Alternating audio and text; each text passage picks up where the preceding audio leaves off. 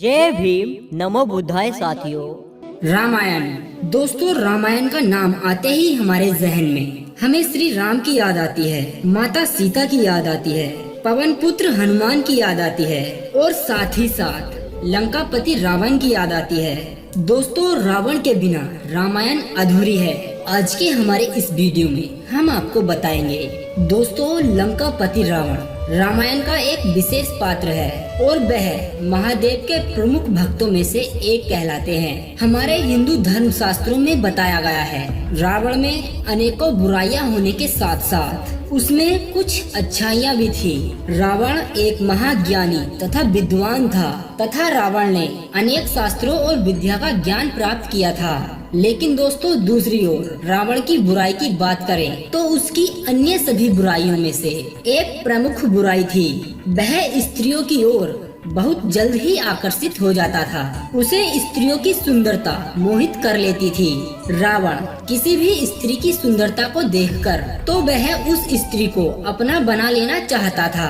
दोस्तों, इसे रावण की कमजोरी कहें या फिर बुराई, परंतु इसी बुराई के कारण रावण ने माता सीता का हरण किया था। जब मर्यादा पुरुषोत्तम भगवान श्री राम वानरों की सेना के साथ विशाल समुद्र को पार करके लंका पहुँचे तो यह सूचना सुन रावण की पत्नी मंदोदरी भयभीत हो गई। मंदोदरी ने रावण के पास जाकर उसे सूचित किया कि वह माता सीता को प्रभु श्री राम के पास वापस छोड़ाएं, अन्यथा इसका परिणाम आपको और आपकी प्रजा को भोगना पड़ेगा।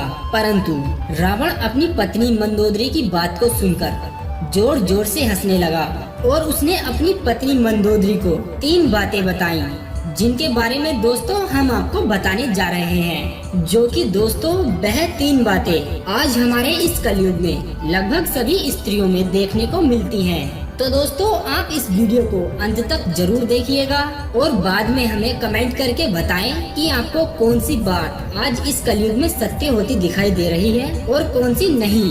दोस्तों, रावण ने अपने अंतिम पलों में मरते समय यह 3 बातें बताई थी जो आज काफी हद तक इस कलयुग में सत्य होती दिखाई दे रही हैं। कड़वी हैं लेकिन सच हैं। जी हाँ दोस्तों, लंकापति रावण ने स्त्रियों के बारे में जो भी बातें कही थी वह बातें लगभग सत्य कही थी।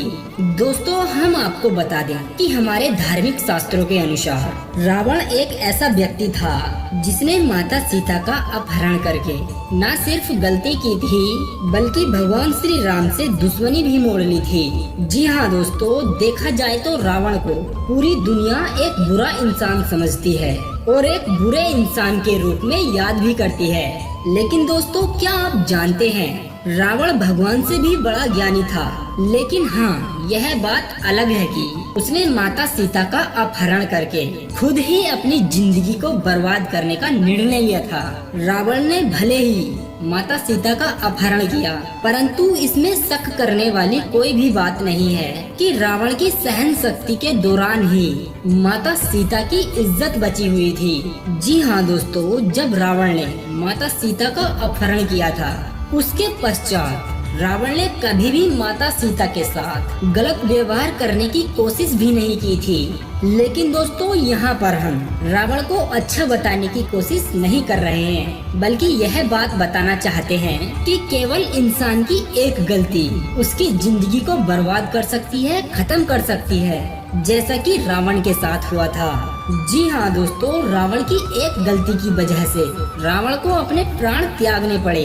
लेकिन रावण ने अपने प्राणों को त्यागने से पहले सभी स्त्रियों के बारे में 3 बातें बताई थी जो आज इस वर्तमान समय में सत्य हो रही हैं। रावण ने पहली बात बताई थी कि स्त्रियां एक दूसरे की बुराई करती हैं। अगर स्त्रियों को कोई भी गोपनीय बात का पता लग जाता है तो स्त्री उस बात को अपने दिमाग में रोक नहीं सकती और उस बात को सभी स्त्रियों में एक वायरस की तरह फैला देती हैं। इसीलिए दोस्तों, हमें स्त्रियों को कोई भी अपनी गोपनीय बात नहीं बतानी चाहिए।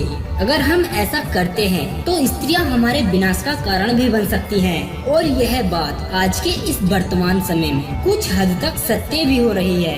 दोस्तों, रावण ने दूसरी बात यह बताई थी कि कलयुग में स्त्रियां बहुत ही ज्यादा मतलबी होंगी। और यह अपना मतलब निकालने के लिए पुरुष के साथ किसी भी हद तक जा सकती हैं। फिर चाहे वह अपने साथी को धोखा देती है या फिर किसी अन्य पुरुष को अपना बना लेती है।